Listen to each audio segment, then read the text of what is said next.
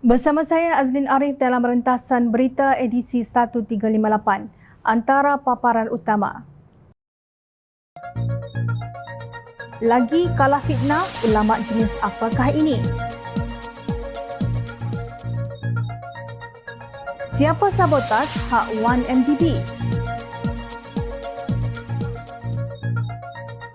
BN tidak akan porak-perandakan kerajaan. Daulat terpendam, Machiavelli pun kagum.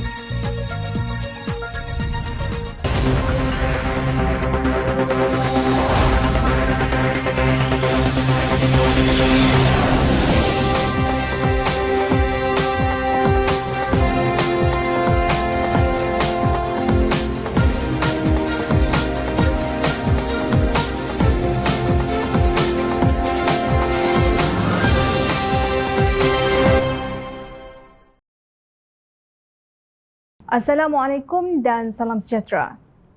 Isu penjualan aset tabung haji TH kepada orang bukan Islam terbukti adalah suatu fitnah, kata bekas Menteri di Jabatan Perdana Menteri Datuk Seri Mujahid Yusof Rawak.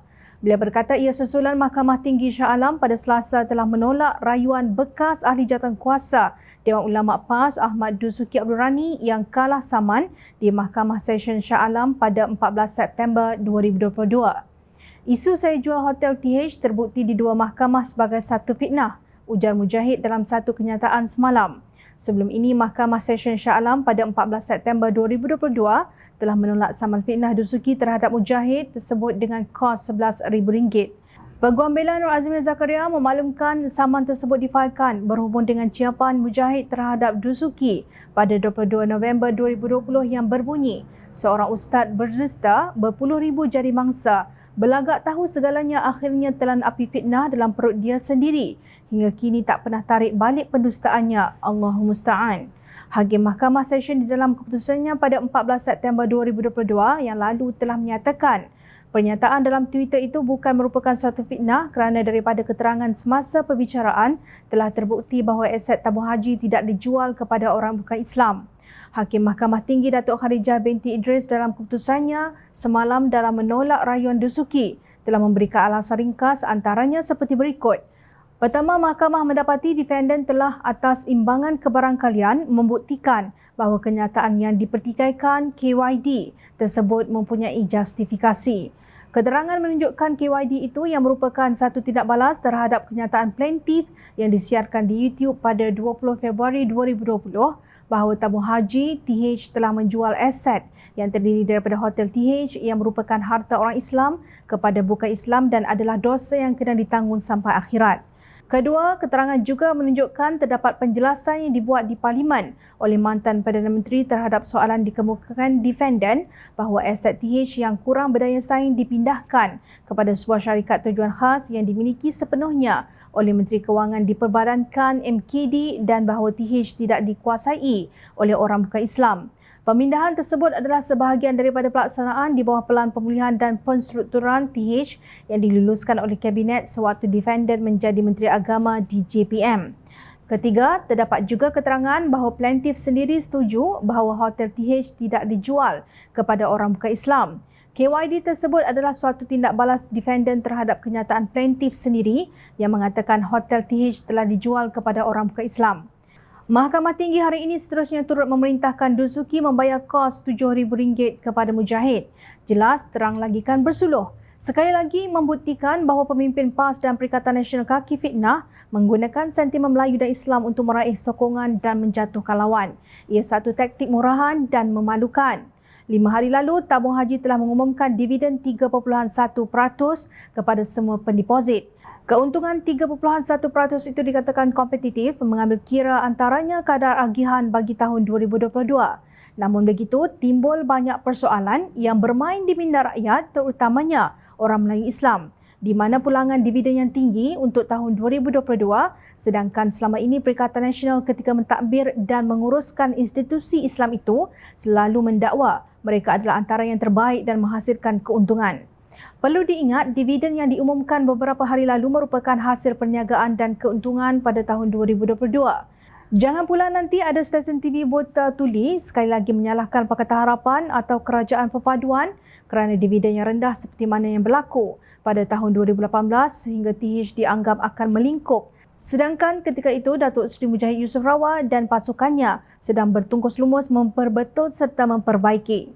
Buktinya, TH kembali sembuh dengan usaha mereka, tetapi sayang Perikatan Nasional merampas kuasa dan akhirnya hari ini 3.1% sahaja yang mampu diberi TH kepada pendeposit hanya kerana kehebatan bercakap dan memfitnah pimpinan Perikatan Nasional sepanjang pentadbiran hampeh mereka. Cakap berdegar-degar tak toleh kiri kanan ketika lidah menabur fitnah. Yang peliknya tidak pula tahu serik dan jauh sekali untuk ada rasa malu. Ulama jenis apakah ini? Pengerusi Pasukan Petugas Wan Malaysia Development Berhad, Wan MDB, Datuk Seri Johari Abdul Ghani menyangkal dakwaan beliau pernah meminta bayaran melobi antara 20 juta US dollar dan 30 juta US dollar daripada Kerajaan Pentadbiran Tan Sri Mahyadin Mat Yassin untuk membantu firma tersebut memfailkan saman sivil terhadap Goldman Sachs di Amerika Syarikat.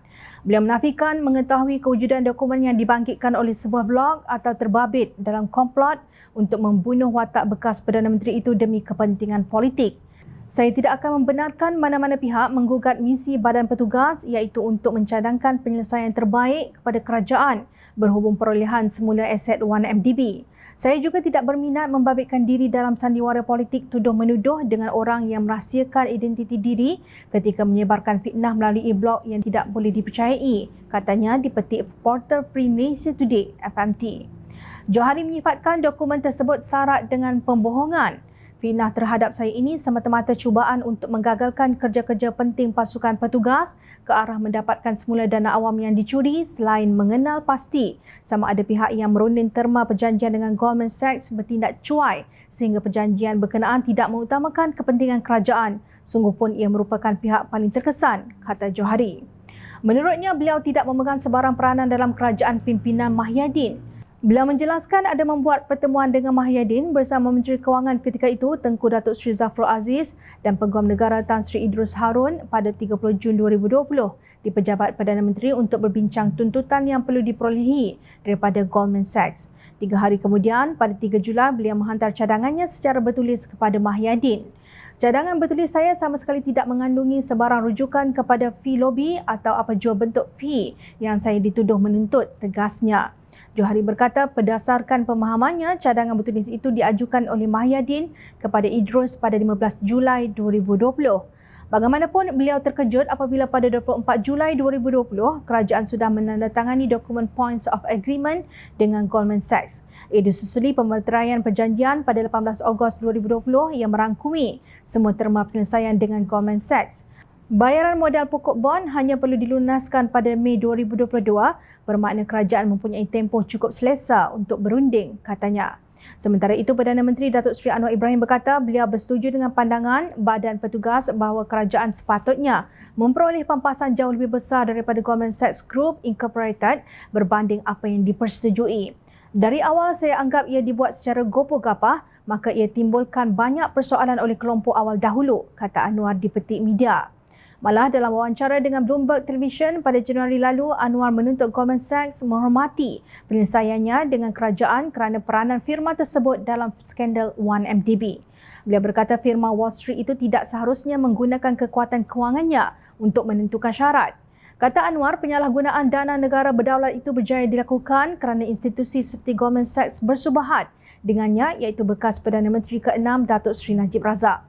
Senario melibatkan Presiden Bersatu yang dikatakan membuat perjanjian yang tidak menguntungkan negara dengan Goldman Sachs perlu dilawat semula untuk melihat adakah berlaku penyelesaian tipu daya pihak yang mewakili 1MDB dengan firma kewangan antarabangsa itu.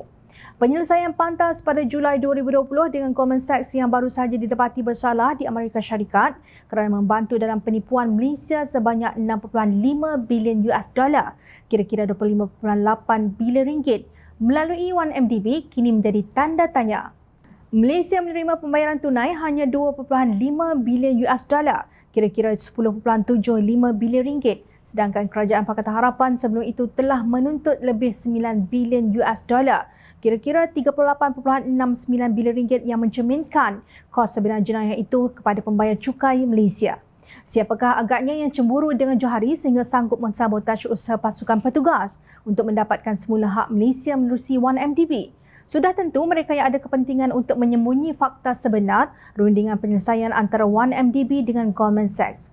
Bau busuk bangkai gajah tidak boleh ditutup dengan nyiru. Timbalan Pengerusi Barisan Nasional Datuk Seri Muhammad Hassan menafikan dakwaan sesetengah pihak bahawa terdapat ahli parlimen dalam kalangan parti komponennya yang terlibat dalam usaha untuk menjatuhkan kerajaan.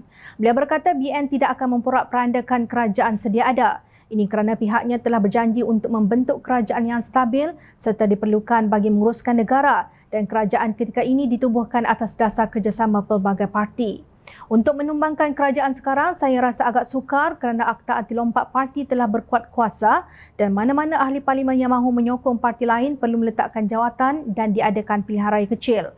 Kerajaan kini juga mempunyai majoriti yang agak besar sebanyak 148. Katanya dalam sidang media di Rumah Terbuka Aidilfitri, Kementerian Pertahanan di Kuala Lumpur, lapor bernama. Beliau berkata demikian sebagai mengulas kenyataan Ahli Majlis Pimpinan Tertinggi Bersatu Muhammad Faiz Naaman yang mendakwa Perikatan Nasional telah mendapat sokongan 126 ahli parlimen. Muhammad yang juga Menteri Pertahanan berkata negara telah ketinggalan hampir 5 tahun selepas pilihan raya umum ke-14 kerana kerajaan yang dibentuk tidak stabil dan tidak mempunyai majoriti yang kuat. Pada 14 Mei ini kita akan ada Konvensyen Nasional Kerajaan Perpaduan untuk melihat sejauh mana dan bagaimana janji pada pilihan raya umum ke-15 dapat ditunaikan kepada rakyat, tegasnya seperti dipetik.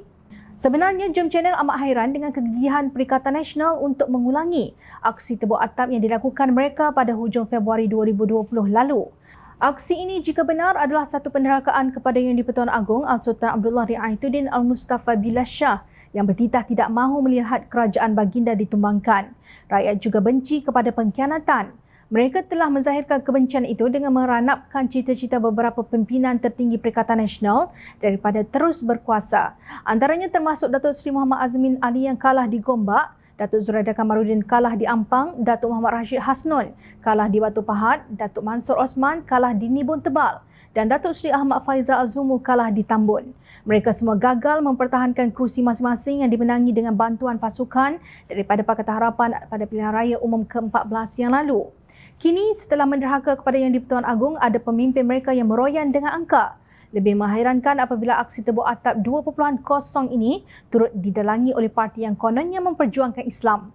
Betul, mereka memenangi banyak kerusi setelah menjajah cerita fitnah kononnya Pakatan Harapan membenarkan LGBT.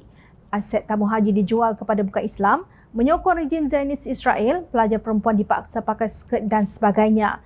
Hari ini kita lihat LGBT masih tidak dibenarkan. Mahkamah buktikan aset tabung haji tidak dijual kepada bukan Islam. Tiada hubungan diplomatik dengan Zionis Israel dan pelajar perempuan ke sekolah seperti biasa. Mereka juga lupa selama berkuasa dahulu berapa ramai rakyat yang kelaparan sehingga mengangkat bendera putih. Berapa ramai pula yang membunuh diri kerana putus asa. Berapa ramai yang hilang pekerjaan apabila syarikat bungkus manakala pelabur lari ke negara jiran. Sementara itu, kerajaan hari ini sedang bertungkus lumus untuk menyelesaikan hutang yang diwarisi daripada kerajaan dahulu. Menurut Kementerian Kewangan, MOF hutang kerajaan persekutuan sehingga akhir 2022 adalah berjumlah 1079.6 bilion ringgit atau 60.4% kepada keluaran dalam negara kasar KDNK. Jika mengambil kira liabiliti lain, jumlah hutang dan liabiliti kerajaan persekutuan pada akhir 2022 adalah sebanyak 1.45 trilion ringgit atau 80.9% daripada KDNK. Di sebalik itu, Perikatan Nasional masih mahu menggulingkan kerajaan Yang di-Pertuan Agong ini, sedangkan pemimpin mereka untuk hadir di parlimen pun malas. Seluruh dunia sedang menilai kebobrokan politik Perikatan Nasional ini. Ketika ramai umat Islam Malaysia sedang makan lemang dan ketupat di rumah terbuka di seluruh negara, tiba-tiba sekumpulan lelaki memakai t-shirt berwarna kuning membawa 199 belon yang juga berwarna kuning menerusi kumpulan yang dinamakan Solidariti Anak Muda Malaysia SAMM berteriak bahawa kerajaan Madani harus segera menukar Datuk Seri Anwar Ibrahim kerana kegagalannya sebagai Perdana Menteri dalam menyelesaikan isu kos sara hidup rakyat.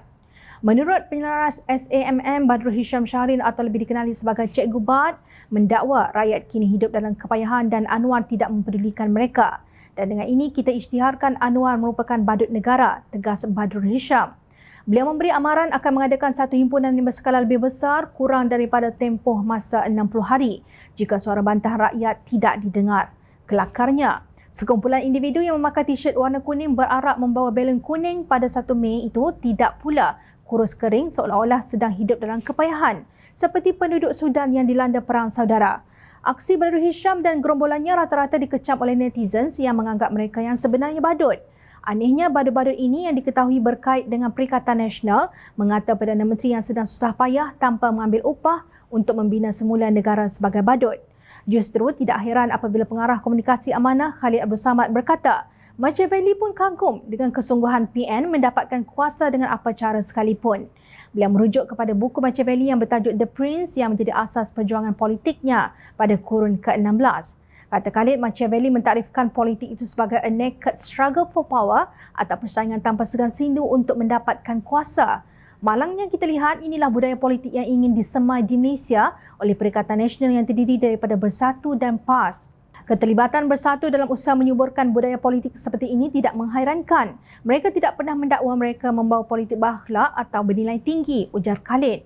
Beliau melihat dakwaan Datuk Lokman Nur Adam bahawa usaha sama Tun Daim Zainuddin dan Tun Dr. Mahathir dengan pemimpin PN untuk mendapatkan 15 ahli parlimen BN meletakkan jawatan dan bertanding kembali mungkin atas logo PN sebagai satu contoh politik Machiavelli yang diamalkan gabungan itu. Dalam bukunya, Machiavelli berkata the ends justify the means yang bermaksud matlamat menghalalkan cara. Lalu selaku puak Machiavellian, mereka menaja daulah terpendam dalam politik tebuk atap dan menjadikannya halal untuk terus diulang. Jika dakwaan Lokman Adam itu benar, hanya 2 sebab kenapa kerajaan perpaduan yang diterajui Anwar ini mahu digulingkan. Sebab pertama, untuk mendiamkan siasatan oleh Suruhanjaya Pencegahan Rasuah Malaysia, SPRM, Lembaga Hasil Dalam Negeri LHDN dan Bank Negara Malaysia BNM terhadap harta yang tersembunyi di luar negara seperti yang didakwa oleh Pandora Papers. Sebab kedua, untuk menutup skandal penyelewengan jana wibawa yang mengakibatkan beberapa pemimpin Perikatan Nasional berhadapan dengan pertuduhan rasuah dan pengubahan wang haram di bawah Akta SPRM 2009 dan Seksyen 4-1B Akta Pencegahan Pengubahan Wang Haram, Pencegahan Pembiayaan Keganasan dan Hasil daripada Aktiviti Haram 2001.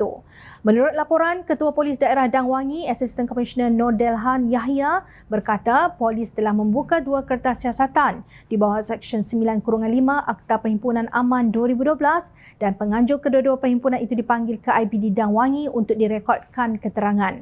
Di negara ini, kebebasan bercakap, berhimpun dan berpersatuan terkandung dalam perkara 10 Perlembagaan Persekutuan. Tetapi pengkhianatan untuk menggulingkan kerajaan yang di-Pertuan Agong adalah satu jenayah. Kita tidak mahu negara ini jadi porak-poranda seperti Sudan.